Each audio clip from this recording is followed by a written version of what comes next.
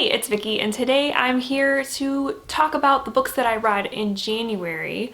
January was a bit of a mixed bag for me. I had a couple of 2-star reads, I had a DNF in January. It's been kind of a interesting month. So I read 7 things, and like I said, I had 1 DNF. So yeah, let's get into it.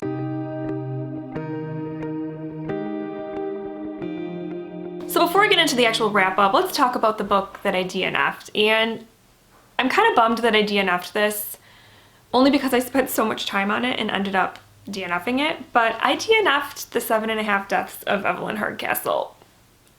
And I know this is going to disappoint some of you because so many of you, when I said I was going to be reading this in January, commented and said that you loved this book, it was so good. And yeah, I made it 10 hours into the 16-hour audiobook and called it quits because I was so confused. I didn't know what was going on. I was tired of trying to figure out what was going on, and by that time I just didn't care, and the thought of listening to 6 more hours of the audiobook did not sound appealing. So I don't know.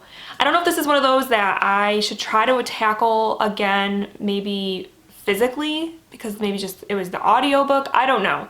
But it was just, there was a lot going on. I was very confused, and so I called it quits. So the first book that I completed in January and in 2022 was The Death of Jane Lawrence by Caitlin Starling. This was an anticipated read for me. This one came out in fall of 2021, and I finally got around to it. I got it from my library, so I have since returned it. But this one is a horror. It's kind of I don't know if you would call it a fantasy horror.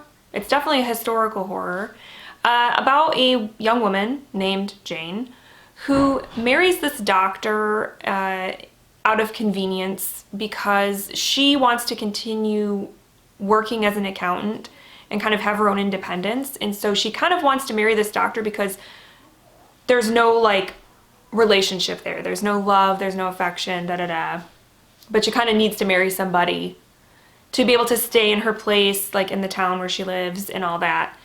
And basically he's on board. His only condition is, I have this manor kind of like outside of town and you can never go there.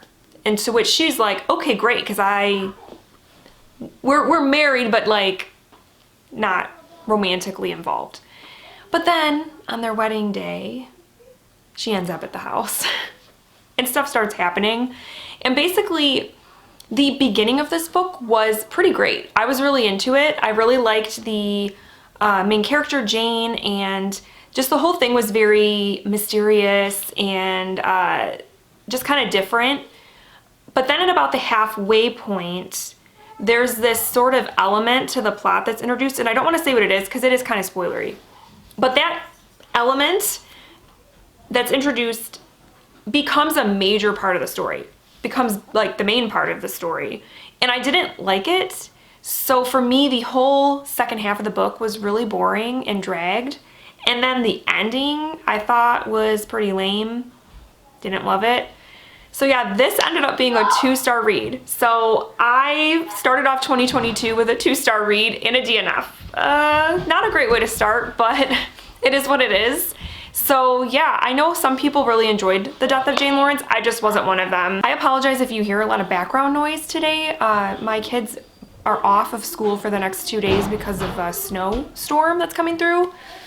So everybody's home and, you know, yeah. So background noise is definitely going to be around in this video, and I apologize. The next book that I finished in January was another one I got from my library, and I listened to it on audio, and that is Beautiful Country by Chen Julie Wang. And the audiobook is also narrated by her, so which I love. I love when people narrate their own books. And this one is basically about Chen's experience immigrating to America from China when she was, I believe, 7. Her and her parents came here, and it's just about how her experience was, and it was definitely an eye-opening memoir. Definitely had some heartbreaking moments, some sad moments, because they struggled when they came to this country, and it was sad because her parents were in China, were I believe her mom was a professor, and I can't remember what her dad did.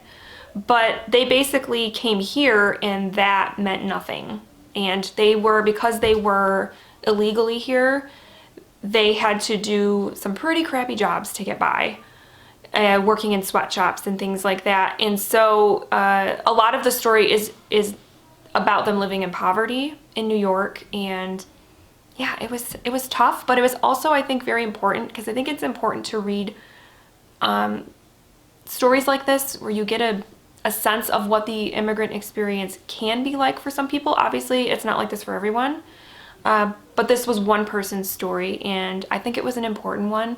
It was very eye-opening, very heartbreaking, like I said, but also very inspiring. Chen's one of those people that you just like from the get-go, and her story is very inspiring.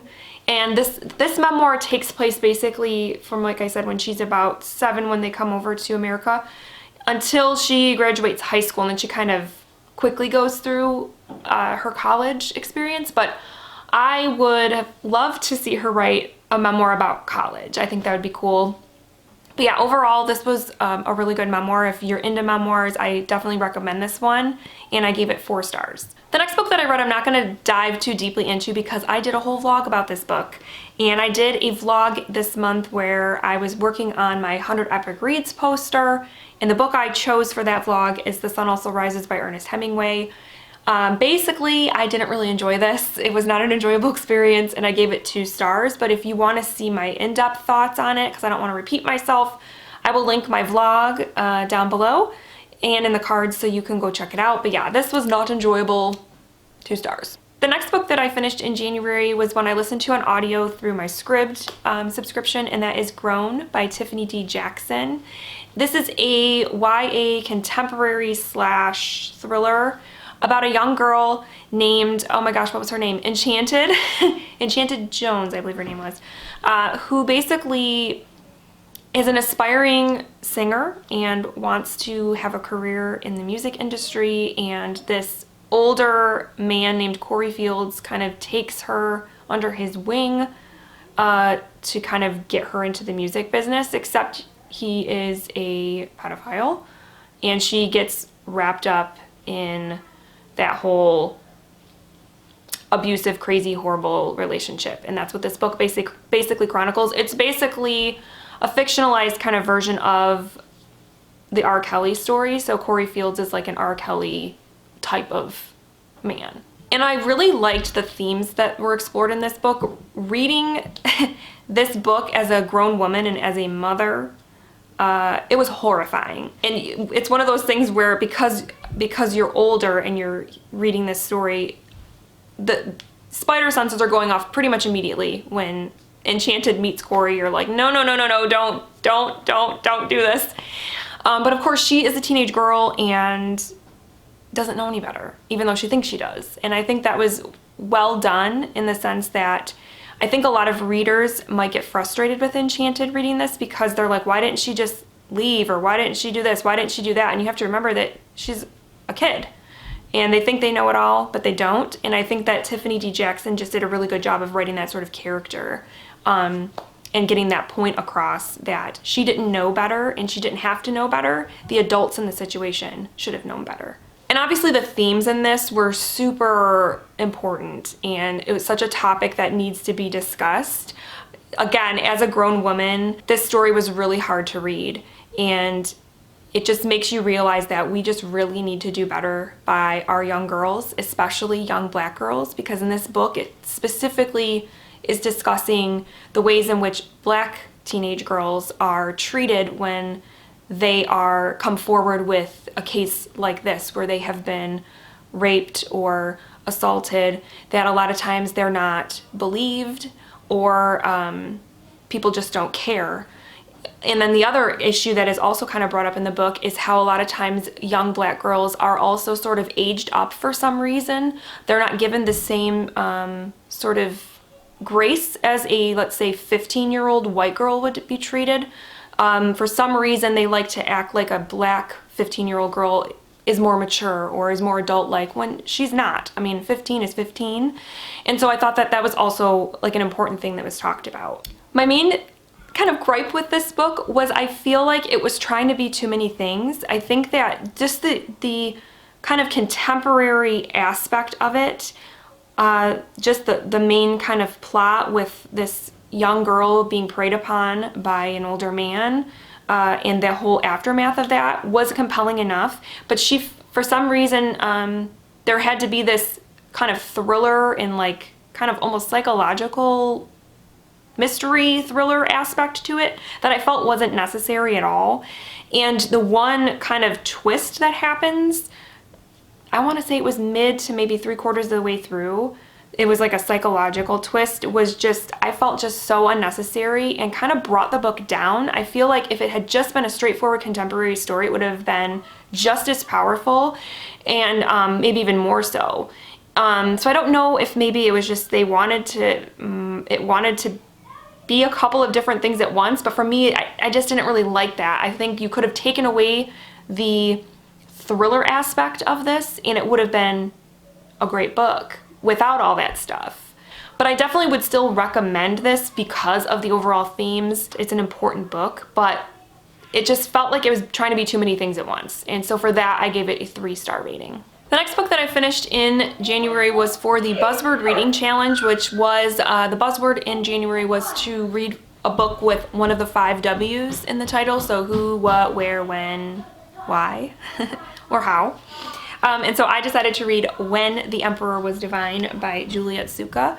This is a novella that chronicles a family during World War II who are Japanese American, and they, after the bombing of Pearl Harbor, are basically sent from their home in Berkeley, California to a camp in Utah, I believe it was. The father is sent to a different camp in Texas, I think, and the mother and the 2 children, whom you never know their names, they're just referred to as the woman, the boy, the girl, are sent to this camp, and it's about their experience.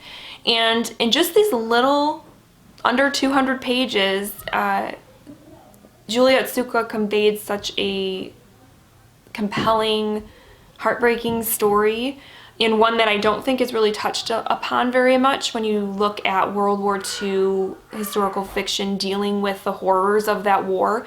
This is a topic I don't think, at least for me, I haven't heard very much about it in fiction. And so I was really interested to read this, and I really enjoyed this. I think Julia Tsuka's writing is it's very sort of delicate and straightforward. There's not a whole lot of flair to it, but it has this kind of quiet grace to it. And I loved how in this story, she never told you how to feel. She just kind of showed you what was happening and you kind of came to your own conclusions. And I think that's pretty great considering that this deals with a topic that can get very emotionally charged, and that as a writer, you can very easily put a lot of just emotional stuff in the book and really get the reader going. And she didn't do that, and I actually really loved that about it, that she wasn't forcing anything on you, and it just was a very good story. And it was just sad to read though, because knowing that people lived through this, experienced this in our country, and it's upsetting that this group of people during that time had to hide their culture, who they were, their heritage. You see it in this story where the bombing first happens in Pearl Harbor, and the woman immediately gets rid of a lot of her kind of keepsakes from her time growing up in Japan, and she tells her children to, if anybody asks, tell them you're Chinese and don't speak Japanese. And it's just very sad that people had to do that to, hide who they were, and it was just sad. So I would definitely recommend this if you like World War II historical fiction and want something kind of different. I would definitely pick this up. And this was Julia Tsuka's debut, and so I'm really interested to read some of her other stuff. I think she just had something come out in 2021, and so I'm kind of interested to see how how her writing has changed or if it's changed. And yeah, I definitely want to check her out more. Sorry for the noise, like I said. Everybody's home today, so, but yes, this was a very good book. I gave it 4 stars. Next up in January, I finished Songs of the Doomed, More Notes on the Death of the American Dream by Hunter S. Thompson. And this is a nonfiction collection of Hunter S. Thompson's work. This was published in 1990, but there is stuff in here going all the way back to the 50s up to the late 80s, early 90s. And I really liked this collection because it did have more of like the 80s and early 90s stuff, because I'm trying to read his stuff in order. So a lot of the stuff I've read of his is obviously from like the 60s and 70s, and so it was interesting to kind of see things going into a more modern direction and kind of his thoughts on, you know, people like George Bush and such. So yeah, I really liked this. I also really liked how in this collection he talked a lot about the journalism profession in general, and how basically he is kind of known for creating this whole new way of news reporting, which is called gonzo. And it just kind of happened because he had no real journalism training or like really any respect for the profession in general. He was just like, I'm doing this because I want to write, and it's kind of passing the time while I try to write a novel, and I'm just gonna do what I want, and I don't really care about the rules or any of that stuff, which is so Hunter S. Thompson of him. And how he ended up kind of revolutionizing reporting, especially political reporting. And so it was just really interesting to read that, to kind of get his input on the actual profession of journalism, and how he was basically an anti-journalist. I really liked that, even though he is one of those journalists that we now look back on and say like how great he was. So yeah, I enjoyed this. There were some pretty good stories in here. Snippets from some of his older stuff. There's, you know, snippets from Hell's Angels in here. There's snippets from Fear and Loathing in Las Vegas.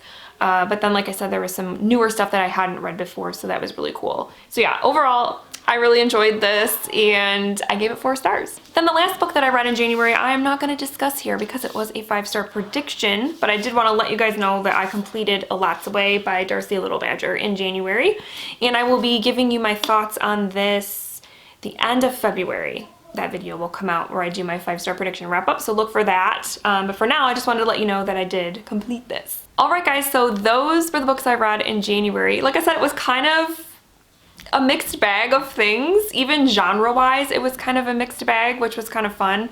Let me know down below what your favorite read from January was. If I had to choose a favorite from my pile this month, I would probably say my favorite one was Beautiful Country. It was just a wonderful memoir. So let me know though down below what your favorite read was in January, because I'd love to know. And if you read any of these books, let me know what you thought of them. And yeah, I hope January's treated you well, and that February is good for you too. And I will talk with you soon. Thank you so much for watching. Bye.